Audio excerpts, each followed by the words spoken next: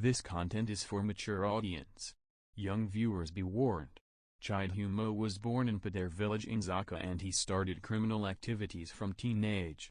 According to Zaka village headman Donda, Chidhumo was a businessman's son. However, the businessman denied paternity, and the youngster was raised by his maternal grandfather. He attended Rusir Primary School, dropped out at grade 6 and then went to live with an aunt in Bulawayo. Chidhumo never married and has no known children. To some, he was a child of darkness. Others saw him as a tormented soul, a troubled spirit, one given to frolics with demons. Yet, another group was convinced he was the devil himself.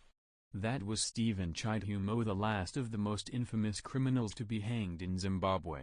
His many antics as a gun-toting robber still haunt his victims. However, relatives and associates in his home village in Zaka remember him as an unassuming, respectful and generous son of the soil. They refuse to accept tales of his criminal path, and what justice ultimately served him 13 years ago. Chidhumo, who was an ex-convict having served a 4-year jail term for car theft in 1991, went on an armed robbery spree after his release in October 1994. He was rearrested in Bulawayo but he escaped from police custody in Masvingo in May 1995 only to be recaptured by Mutare Police Dog Section a month later. After his release from prison, Chidhumo went on a robbery spree. He was arrested in Bulawayo in May 1995 but he escaped from police custody in Masvingo. A month later, Chidhumo was rearrested in Mutare and was sentenced to time at Mutamura prison where he met Makandek. Makandek's home was in Kwekwe. His father, Timothy Makandek, who was an entrepreneur with grocery shops in Gutu and Kwekwe, is said to have been abusive, often beating up his children. He was also said to have been a polygamist and had more than 20 children with several women. As a young boy, Makandek is said to have been a bully. His father, Timothy Makandek, who was an entrepreneur with grocery shops in Gutu and Kwekwe, is said to have been abusive, often beating up his children. He was also said to have been a polygamist and had more than 20 children with several women. As a young boy, Makandek is said to have been a bully. In 1995, Makandek was arrested for murdering a woman in Masvingo and stealing her car. While he was at Mutamura Remand Prison in Masvingo, Makandek met Stephen Chidhumo in 1995. Together, they planned and made an escape from prison in November 1995. In 1997, Chidhumo was rearrested in Mozambique. He was charged and found guilty on 24 counts of various crimes and was sentenced to 30 years by a Masvingo magistrate after a regional magistrate, Salonare, had sentenced him to 42 years for other offenses which he committed in Manicaland. He was sent to Chikurubi Maximum Prison to serve his sentence. On August 18, 1997, Chidhumo escaped from Chikurubi along with 3 others, an ex-policeman Pidzasai Muzariri, an ex-soldier Elias Chalk and Mariko Ungulube. Muzariri was shot dead. Chalk was recaptured and Ungulube died from serious wounds sustained during the escape. Chidhumo managed to escape unscathed and rejoin Makandek. They killed a prison warden in the process. A $60,000 reward was announced for the assistance in the arrest of Chidhumo. He was arrested after 29 days and was sentenced to death. At one point, Makandek accused his uncle of selling him out to the police and severely assaulted him and shot at his finger. Months later, Makandek robbed him, stole a television set, wall clock and solar panels. He then kidnapped and later released the uncle's worker. Chidhumo's mother died during his imprisonment. Some villagers say he became a criminal by association while others believe it was in his blood. People in Zaka remain both fascinated and bewildered by Chidhumo. Padare village headman Mr. Emmanuel Donda says, "He was born here, we knew him from his childhood. He committed serious crimes, but never stole even a matchbox in these parts." Businessman Mr. Percival Timire adds, "We knew he was a dangerous criminal. However, his behavior drew sympathy from locals. He neither imbibed nor smoked. On the few occasions that he came here while fleeing police, he would either play snooker or sit quietly in a corner. It might seem improper to say kind words about the criminal, but the truth is he treated locals kindly." According to headman Donda, Chidhumo was a businessman's son. Chidhumo and Makandek were hanged in 2002. We were never told about his execution, we only learned this via radio news. It would have also been acceptable for them to give us his body for burial, says Phyllis, as her eyes drift into space. Hedmondonda adds, he remains our son, a son of the soil. I think he lacked parental guidance, especially when he moved to Bulawayo. If he is to be reburied here, we will not hesitate to give him a decent burial. Chidhumo and Makandek are reported to be some of the last death row prisoners to be executed in Zimbabwe after retirement of the then hangman.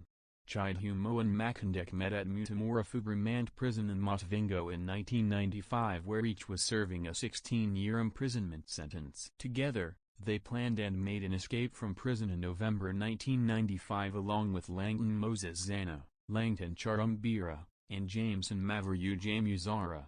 They overpowered and forced prison guards into the cells before walking away.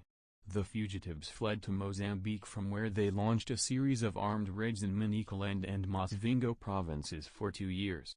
They were involved in several encounters with the police but managed to evade arrest. In 1997, after 2 years on the run committing horrific crimes, Chidhumo was caught and arrested in Mozambique. Makandek escaped.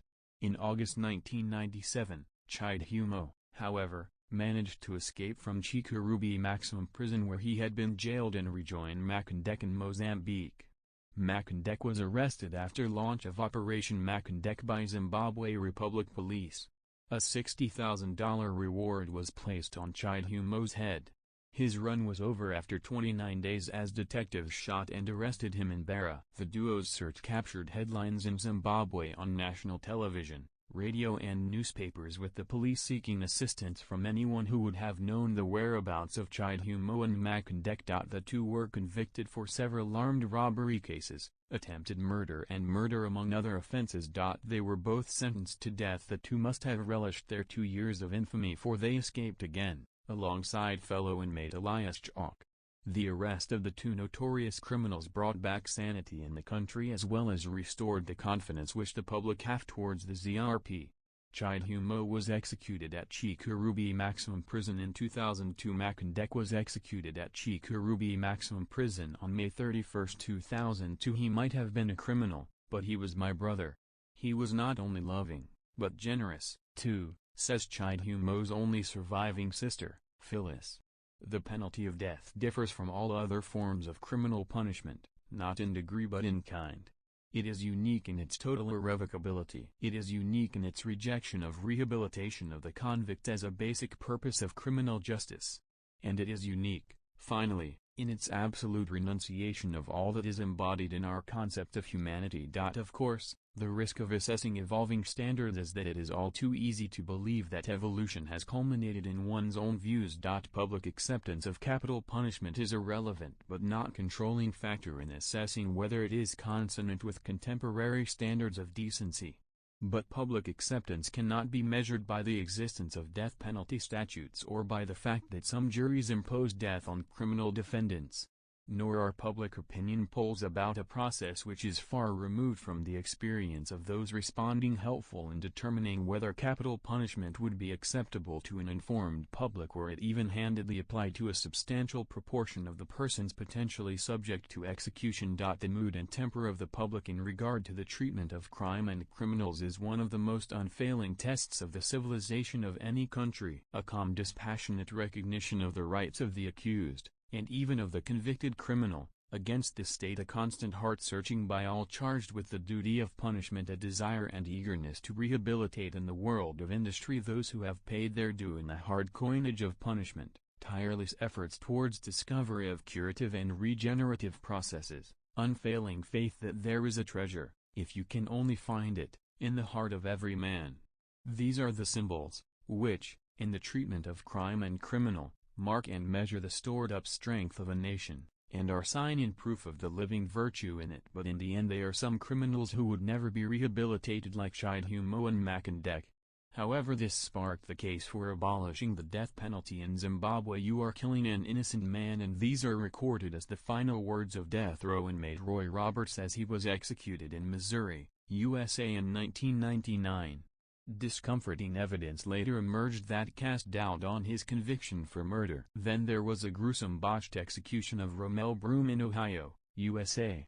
It is reported technicians tried but failed to find a vein to administer the required mortal fluids, and at one time Broom lay on his side trying to help them find the vein. On March 25, 1997 in Florida, Pedro Medina was on the electric chair awaiting his fate. With the first jolt of two 300 volts blue and orange flames sparked from the mask covering Medina's face. Flames up to a foot long shot out from the right side of Medina's head for 6 to 10 seconds. The execution chamber was clouded with smoke and the smell of burnt flesh filled the witness room. We all remember the sorry sight of Saddam Hussein as he was led to the gallows with a very strong barbaric rope around his neck, with taunts echoing in the background. Doesn't society have better methods of dealing with its malcontents? The death penalty remains a controversial sentencing sanction. The debate on its merits or lack thereof is probably as old as the sanction itself. It is with great interest that the MDCT published their Red Zone on constitutional reform issues in Zimbabwe. Inevitably the party stated that it was advocating the abolition of the death penalty in Zimbabwe, the subject of this article. The death penalty has been on Zimbabwe's statutes for a long time. Probably some of the most celebrated death row victims are the spirit mediums Mbuyane Honda and Skuru Kegvi, who were hanged by the colonialist regime in 1898. Capital punishment is provided for by Section 12 of the Zimbabwean Constitution, which states it shall be lawful for a person to be killed following a death sentence imposed on him/her by a court. Various offenses can attract the death penalty in Zimbabwe, including first-degree murder and treason. The Zimbabwe Prison Service reports that 76 African male prisoners were executed between April 1980 and December 2001. In the same period 244 inmates were sentenced to death by the High Court of Zimbabwe. Approximately two-thirds of those sentenced had their sentences quashed by the Supreme Court or commuted to life imprisonment. Chidumo and Makindeka are probably the latest high-profile inmates executed in Zimbabwe. This does not imply that there has been universal support for executions in Zimbabwe. Two former Chief Justices are noted to have voiced their concern over executions. Chief Justice Enoch Dumbachena is noted as having told the Herald, December 7, 1987, "I believe that many people we sentence to death for killing somebody should not be sentenced to death but given a life imprisonment term." His successor Chief Justice Anthony Gube is recorded as having said, "What may not have been regarded as inhuman or degrading a few decades ago may be revolting to new sensitivities which emerge as civilization advances." He was ruling on whether delaying executions and appalling conditions of incarceration were not contrary to Section 15(1) of the Constitution, CCJPVAG and others, 1991, 1, ZLR 242. More significantly, the draft constitutions produced by the Chidyuziku Commission and the National Constitutional Assembly in 2000 did not contain the death penalty, neither does the controversial Kariba draft. At international level, it can safely be said that we are moving towards abolition of the death penalty. Legally speaking, the death penalty is not prohibited by international law, nor is abolition yet a norm of international law. The celebrated International Covenant for Civil and Political Rights, ICPR, which is binding on most countries of the world, actually does not prohibit the death penalty. Article 6(2) of the same merely restricts its use to the most serious crimes. Most serious crimes is aptly unqualified and subjective to each country and region. However, the second optional protocol to the ICPR adopted in 1989 does prohibit the death penalty to state parties to the protocol, Article 1. Henceforth it remains optional. Efforts have been made through the United Nations to adopt resolutions abolishing it. In 1971 through Resolution 2857 and 1977 through Res. 3261, the UN took the first steps towards declaring abolition of death penalty as a universal goal and calling for restrictions on its use. However, it was only in 1989 that the UNGA adopted the second optional protocol to the ICPR. In addition, both instruments instituting UN International Tribunals for former Yugoslavia, ICTY, and for Rwanda, ICTR, did not carry the death penalty as a sanction. These tribunals were formulated to prosecute very serious crimes of interest to the international community, that is genocide, war crimes, and crimes against humanity. About 96 countries have abolished the death penalty for all crimes, 8 for ordinary crimes and 43 are de facto abolitionist. In Africa there are at least 15 abolitionist states and 21 de facto abolitionist, those who have the death penalty but haven't used it in the last 10 years and have committed not to use it. Sadly for Africa, as of November 2008, Amnesty reports only 6 of the 53 states had ratified the second optional protocol to the ICPR on abolition of the death penalty. 90% of all world executions are carried out by 6 countries, the US, China, Iran, Iraq, Sudan, and Pakistan. Drawbacks have been encountered as some states have reinstituted the death penalty after abolition. The Philippines abolished it after the overthrow of President Marcos in 1989 but brought it back in 1993. It is the progression of the human rights movements that have had a major impact on abolishing the death penalty. The Council of Europe has made abolition a prerequisite for membership. In April 1983 it adopted Protocol No. 6 to the European Convention on Human Rights, which abolished the death penalty in peacetime only. However, in 2002 Protocol No. 13 was adopted, which abolished capital punishment in all circumstances. As a result, Europe is a death penalty-free zone and there has not been an execution since 1997. In 1990 the General Assembly of the Organization of American States adopted Protocol to the American Convention on Human Rights to abolish the death penalty. However, this protocol only calls for restriction of use rather than erasure.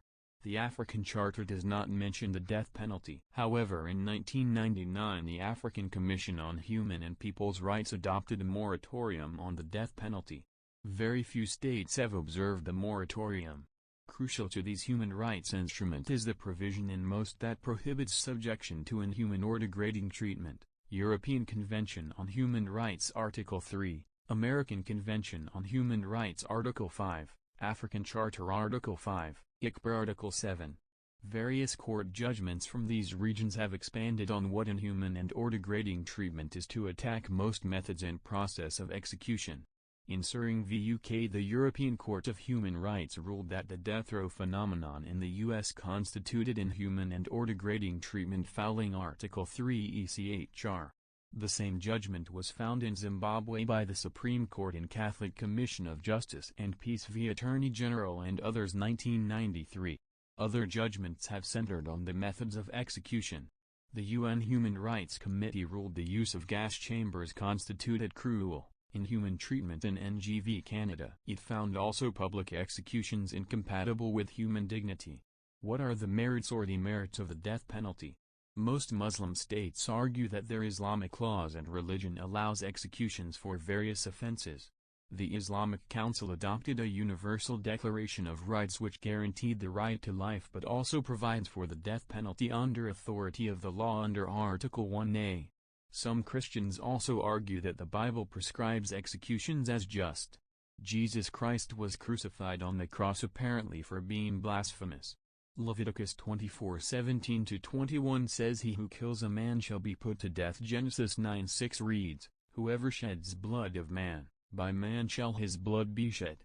However, the same Bible provides that vengeance is mine, I will repay, says the Lord in Prov 25:21. Retributionists have argued that the death penalty deters criminal behavior and recidivism.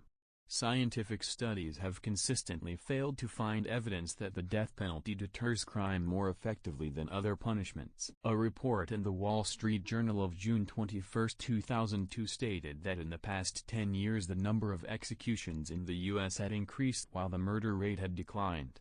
Still, the report noted murder rates in non-death penalty states were found to have remained consistently lower than states with a death penalty.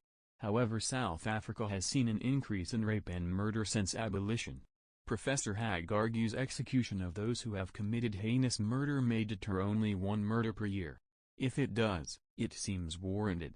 It is the only fitting retribution for murder I can think of. John McAdams remarked, "If we execute murderers and there is in fact no deterrent effect, we have killed a bunch of criminals.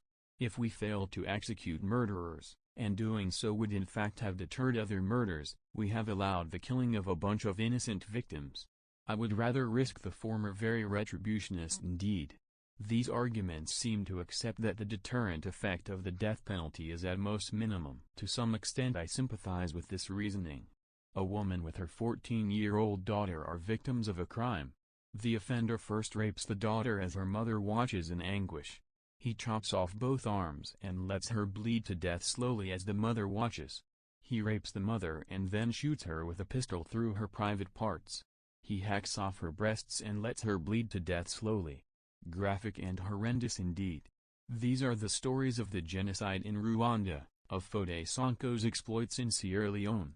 I watched in 2001 as ZANU-PF thugs led by Joseph Mole burned to death my two colleagues Chikiona Chimanya and Talent Mubika in Buhera. Premeditated, cold-blooded murder. What rights do these criminals have to claim violation of human rights, that execution is inhuman and degrading? What of the methods they use to execute their victims for unlawful reasons? However, it is the realization that criminal justice systems the world over are shrouded in imperfections that makes the death penalty undesirable. Execution is a totality irreversible. A recent study by the Columbia University Law School found that 2/3 of all capital trials in the U.S. contained serious errors. When cases were retried, over 80% were not sentenced to death and 7% were actually acquitted. The Innocence Project in America notes since the reinstitution of the death penalty 176 people on America's death row have been found innocent. The most telling was the discovery in 2003 that 13 Illinois death row inmates were not guilty as charged. Developed countries have top resources for their judiciary and yet errors abound.